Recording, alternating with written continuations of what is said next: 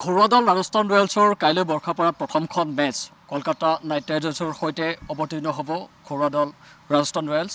আৰু ইতিমধ্যেই এই খেলখনৰ মধ্যমণি অসম সন্তান ৰিয়ান পৰাগে যিহেতু শেহতীয়াভাৱে তিনিখন খেলত অধিনায়কত্ব কৰিব, প্ৰথম খেলত ইতিমধ্যে অধিনায়কত্ব কৰিছে আৰু কাইলৈ যিখন মেচ হ'ব এই মেচখনতো অসম সন্তান ৰিয়ান পৰাগে অধিনায়কত্ব কৰিব। গতিকে ৰিয়ান পৰাগৰ কথা হয়তো নতুনকৈ কোৱাৰ কোনো মোৰ প্ৰয়োজন বোধ কৰা নাই। এই মুহূৰ্তত ৰিয়ান পৰাগৰ পিতৃ পৰাগ দাস আছে। মই অকণমান তেওঁৰ ওচৰলৈ আহিছোঁ। গতিকে বিভিন্ন সময়ত আপুনি সাক্ষাৎকাৰ দিছে, ৰিয়ানৰ কথা কৈছে, গতিকে নতুনকৈ কোনো ধৰণৰ প্ৰশ্নৰ মই অৱতাৰণা নকৰোঁ। কিন্তু কেইটামান কথা, কাৰণ কাইলৈ যিহেতু খেল আছে, খেলৰ সন্মুখত আছে, গতিকে আগৰ মেটছখন আচলতে যি ধৰণৰ ফলাফল হ'ব লাগিছিল বা সেই ধৰণৰ ফলাফল নহয়, বাকী সেয়া বেলেগ কথা। কিন্তু কাইলৈ খেলখনত যথেষ্ট গুৰুত্বপূৰ্ণ খেল হ'ব, কাৰণ হোম গ্ৰাউণ্ডত এখন মেটছ কাইলৈ ৰিয়ানে অধিনায়কত্ব কৰিব। গতিকে কি ধৰণে আশা কৰিছে, কি ধৰণৰ আপোনালোকে গোটেই খেলখনক লৈ চাইছে এগৰাকী আপুনিও খেলুৱৈ হিচাপে? ভাল হোৱাটোৱে আশা কৰিম ডেফিনেটলি। আৰু যিখন লাষ্ট মেটছখন যেনেকৈ গ'ল, খুব এটা ৰাজস্থানৰ ফৰে নগ'ল, আৰু সেইটোকে ক্ৰিকেট বুলি কয়, মষ্ট আনচাৰ্টেইন গেম। আৰু অকল এখন মেটছ বুলি নহয়, এভৰি মেটছ ইম্পৰ্টেণ্ট। মানে যদি কোৱালিফাইঙৰ কাৰণে যদি যাব লগা হয়, মিনিমামটো 8 to 9 মেটছটো যদি জিকা যায়, তেতিয়াহে কোৱালিফাইঙৰ চান্সটো থাকে। আৰু এতিয়া গোটেইখনে এখনৰ ওপৰত যে ষ্টেপ বাই ষ্টেপ যিমানে মেটছ যাব, গোটেইখন মেটছে জিকাৰ কাৰণে চেষ্টা কৰিব লাগিব। আৰু যিহেতুকে ইয়াতে প্ৰথমবাৰ যিহেতুকে গুৱাহাটীত মেটছ এখন মানে কি ৰিয়ানে কেপ্টেইনশ্বিপ কৰি আছে, সেইটো এটা খুব সৰু নিউজ বুলি মই নাভাবোঁ অসম তথা নৰ্থ ইষ্টৰ কাৰণে। আৰু কেপ্টেইনশ্বিপ কৰাটো বাৰু ঠিক আছে, কেপ্টেইনশ্বিপ কৰাটো ডাঙৰ বস্তু এটা, কিন্তু তাতে গৈ পাৰফৰ্ম কৰি পেলাই টিমটোক জিকোৱাটো আৰু বেছি ডাঙৰ বস্তু। সেই এচিভমেণ্টটো কৰিব পাৰিলে আৰু বেছি ভাল লাগিব। ৰাজস্থান টিমক যদি জিকাই লৈ যাব পাৰে, যেতিয়া নেক্সট কামিং দুখন মেটছ আছে, দুখন মেটছত সি হোপফুলি কেপ্টেইনশ্বিপ কৰি থাকিব, এই দুখন যদি জিকাই লৈ যাব পাৰে টিমটোক, তেতিয়াহ'লে খুবেই ভাল লাগিব। আপোনাৰ অভিজ্ঞতাৰ পৰা কাইলৈ আচলতে কি ধৰণৰ ষ্ট্ৰেটেজি যদি লয়, তেতিয়াহ'লে যথেষ্ট সহায়ক হ'ব। কাৰণ ৰিয়ানৰ কাৰণে বৰ্ষাপাৰা ক্ৰিকেট ষ্টেডিয়াম একেবাৰে পৰিচিত এখন ষ্টেডিয়াম, ঘৰুৱা ষ্টেডিয়াম। গতিকে কি ধৰণৰ ষ্ট্ৰেটেজি আপুনি এজ এ ক্ৰিকেটাৰ আপুনি বিচাৰিব?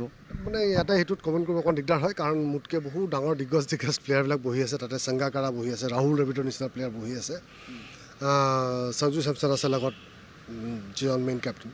তেওঁলোকে ডেফিনেটলি এটা প্লেন এটা কৰিব। আৰু প্লাছ যিটো গুৱাহাটীৰ যিটো উইকেটৰ যিটো বিহেভিয়াৰ বা কেনেকুৱা ধৰণৰ কি হয়, সেইখিনি লৈ পেলাই এটলিষ্ট বেলেগ প্লেয়াৰতকৈ ৰিয়ানৰ অকণমান আইডিয়াটো বেছি আছে। আৰু সেই আইডিয়াটো সি ডেফিনেটলি শ্বেয়াৰ কৰিব গোটেই প্লেয়াৰখিনিৰ আগত বা কোচৰ আগত। আৰু সেনেকৈ মই ভাবোঁ যে সেনেকৈ প্লেন এটা কৰি পেলাই যাতে কি বেটাৰ কৰিব পাৰি, কোনটো বেটাৰ অপশ্যন হয়, তেনেকৈয়ে আগুৱাওঁ বুলি মই ভাবোঁ। মই আৰু এটা কথা এইখিনিতে সুধিব বিচাৰিছোঁ, বেছি সময় নাপাওঁ। মই যদি আপোনাক একেবাৰে কম শব্দত সোধোঁ যে ৰিয়ানৰ ষ্ট্ৰেংথ আৰু উইকনেছ বুলি যদি সোধোঁ, তেতিয়াহ'লে আপুনি পিতৃ হিচাপে কোনখিনি কথা আপুনি দেখা পায়? Mentally strong. মানে ইন ওৱান ৱৰ্ড যদি মই ক'ব যাওঁ, সি মেণ্টেলি খুবেই ষ্ট্ৰং। কাৰণ সেইটো অলৰেডি প্ৰুভ হৈ গৈছে। প্ৰুভ এইটো কাৰণতে হৈছে, যিটো নেকি আজি মানে ইণ্ডিয়ান চাৰ্কিট বা ৱৰ্ল্ড ক্ৰিকেটত এক্স প্লেয়াৰবিলাকে সেইটো লৈ পেলাই ডিছকাছ কৰিছে, মোৰ তাত যিখিনি খবৰ আছে। কাৰণ সি যিখিনি 24 আগত যিখিনি তাৰ যেনেকুৱা দিন গ'ল ক্ৰিকেটত, সেইটো সকলোৱে জানে। যিমানখিনি সি ট্ৰলিং হেণ্ডেল কৰিব লগা হৈছে বা যেনেকুৱা ধৰণৰ সেই চিটুৱেশ্যনটো পাৰ কৰিছে, তাৰপিছত সি যিটো কামবেক কৰিলে, সেইটো মেণ্টেলি ষ্ট্ৰং নহ'লে কোনো প্লেয়াৰ কৰিব নোৱাৰে। সেইটো ৱৰ্ড যদি মই ক'ব যাওঁ, সি মেণ্টেলি বহুত ষ্ট্ৰং। সি চেলেঞ্জটো একচেপ্ট কৰে, আৰু সেনেকৈয়ে মই গৈ থকাটো মই বিচাৰিম। এজ এ ক্ৰিকেটাৰ ফিট হৈ থকাটো যথেষ্ট প্ৰয়োজন। গতিকে ফিটনেছৰ কাৰণে ৰিয়ানে যথেষ্ট কষ্ট কৰে, বা ডায়েট মেইনটেইন কি ধৰণে কৰে, মই অকণমান সেই কথাখিনিও দৰ্শকে নিশ্চয় জানিব বিচাৰিছোঁ। বস্তুটো সি কম্প্ৰমাইজ নকৰে। লাগিলে সি এদিন নেক্সট ছেশ্যন কম্প্ৰমাইজ কৰি দিব, এদিন লাগিলে সি বেটিং নকৰিব, কিন্তু সি ফিটনেছ কেতিয়াও কম্প্ৰমাইজ নকৰে। আৰু ডায়েট ছেশ্যনটো এতিয়া কি হৈছে, ডায়েটৰ গোটেইখিনিতো এটা এজলৈকে মিঠু গোটেইখিনি কৰি আছিলে, এতিয়াও চাই, কিন্তু এতিয়া সি যিহেতুকে মেক্সিমাম টাইম বাহিৰত থাকে, এতিয়াতো পচিবল নহয় তেনেকৈ। তথাপিতো যিখিনি পাৰে মিঠুৱে কৰে, কিন্তু ইনিচিয়েল গোটেই ডায়েটৰ প্ৰচেছটো গোটেই মিঠুৱে হেণ্ডেল কৰিছিলে। আৰু প্লাছ এতিয়া এট প্ৰেজেণ্ট সি গোটেইখিনি জানা হৈ গ'ল, কাৰণ আজি সেনেকৈ কণ্টিনিউৱাছ প্ৰচেছত সি ডায়েটটো মেইনটেইন কৰি গৈ আছিলে। আৰু এতিয়া সি কেনেকৈ কেতিয়া কোনদিনা চিট কৰিব লাগে বা কোনোবা দিনা কেনেকৈ ডায়েটটো মেইনটেইন কৰিব লাগে, সি সেইটো হিচাপতে সি মেইনটেইন কৰি গৈ থাকে। ডায়েটত সি কম্প্ৰমাইজ নকৰে, আৰু ট্ৰেইনিঙত ফিটনেছত সি কম্প্ৰমাইজ নকৰে।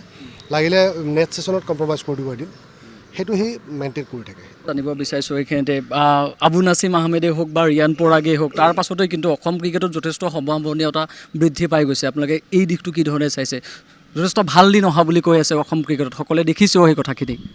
আহি আছে, ডেফিনেটলি আহি আছে। কাৰণ এটা বস্তু কি হয়, অসমত যিহেতুকে আগৰ নিচিনা সেই অসমৰ ইনফ্ৰাষ্ট্ৰাকচাৰ নাই, আগতকৈ বহুত উন্নত।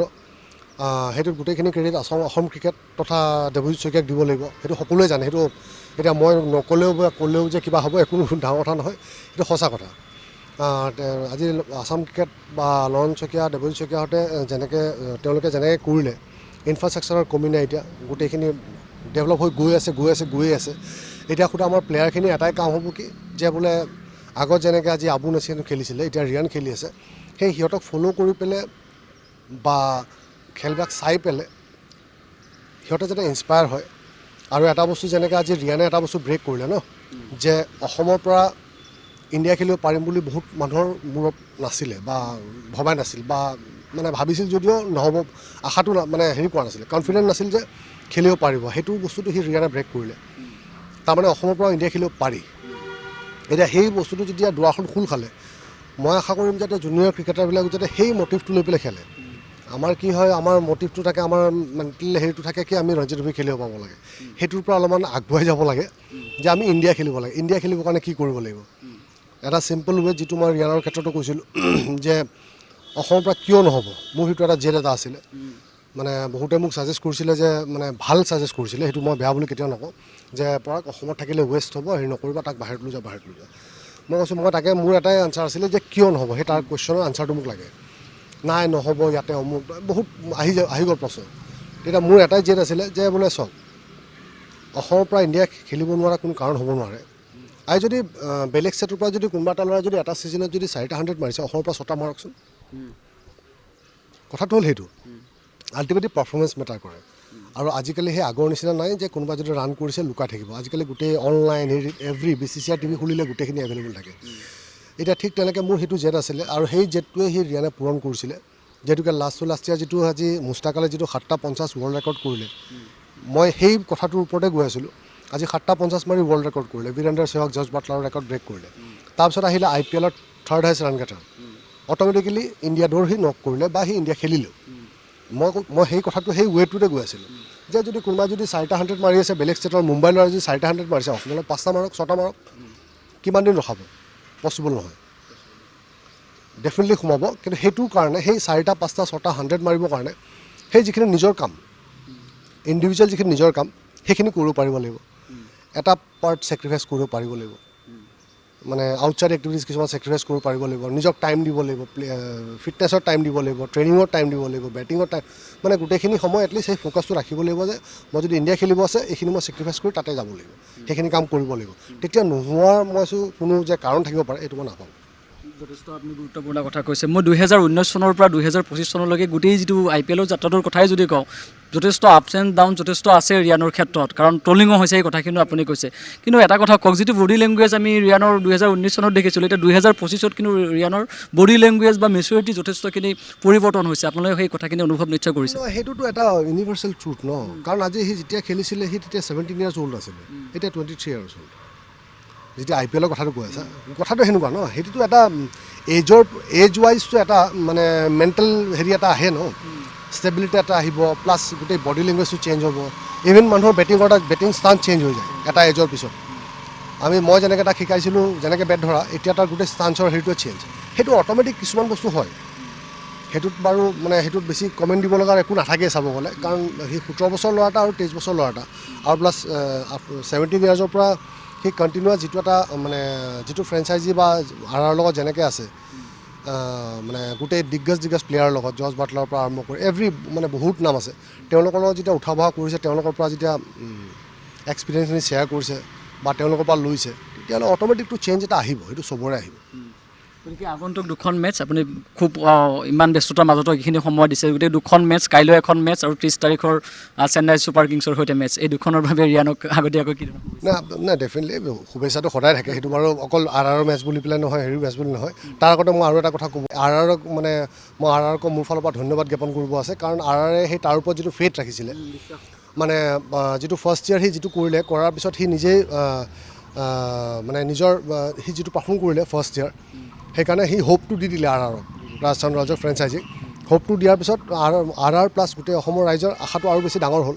হোৱাৰ পিছত কি হ'ল, মাজত সেই যিখিনি তাৰ বেয়া দিন গ'ল সেইখিনি সময়তো ৰাজস্থান ৰয়েলছে যিটো ছাপোৰ্ট দিলে সেইটো সঁচাকৈ মানে পাহৰিব নোৱাৰা ছাপোৰ্ট এটা দিছে আৰু তাৰ কাৰণে তাৰপিছত আকৌ এতিয়া যিটো সেই কেপ্টেইনশ্বিপৰ দায়িত্ব দি পেলাই যিটো ৰাজস্থান ৰয়েলছৰ গোটেই মানে গোটেই কৰ্মকৰ্তাখিনিয়ে হওক বা কোচেছ হওক বা মানে হেৰি হওক গোটেই ফ্ৰেঞ্চাইজিৰ অ'নাৰ হওক যোনে হওক সকলোখিনিকে মই ডেফিনেটলি তোমালোকৰ থ্ৰু দি পেলাই ধন্যবাদ জ্ঞাপন কৰিছোঁ কাৰণ তেওঁলোকে সেই ফেথটো যে ৰাখিছে ৰিয়ানৰ প্ৰতি বা সেইটোত সেই যে যিখিনি তেওঁলোকে ফেথ ৰাখিছিলে তাত যে সি মানে কিবা হিন্দীত এটা কথা নহয় কিবা খাৰা উতৰা বুলি পেলাই যে কয় সি এটলিষ্ট সেইখিনি কিবা এটা দিব চেষ্টা কৰিছে বা মানে চেষ্টা কৰি আছে মই ভাবোঁ আগলৈ তেনেকৈ তেওঁলোকে হেল্প কৰক বা সি নিজৰ বেষ্টটো দিব চেষ্টা কৰিব মই ধন্যবাদ জ্ঞাপন কৰিছিলোঁ আৰু এয়া হৈছে অসম সন্তান ৰিয়ান পৰাগৰ পিতৃ ইতিমধ্যে কৈছে এই দুখন যি মেটচ আছে কাইলৈ বৰ্ষাপাৰা ক্ৰিকেট ষ্টেডিয়ামত যিখন মেটচ অনুষ্ঠিত হ'ব ৰাজস্থান ৰয়েলছ আৰু কলকাতা নাইট ৰাইডাৰ্ছ আৰু 30 তাৰিখৰ যিখন মেটচ আছে চেন্নাই ছুপাৰ কিংছৰ সৈতে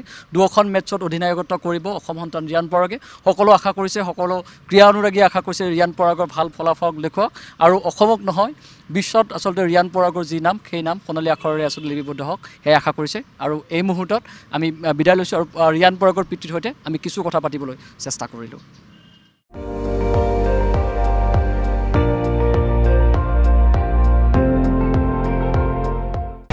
আপুনি চাই আছে ND24 সৰ্বশ্ৰেষ্ঠ নহয় সৰ্বোত্তমৰ দৌৰ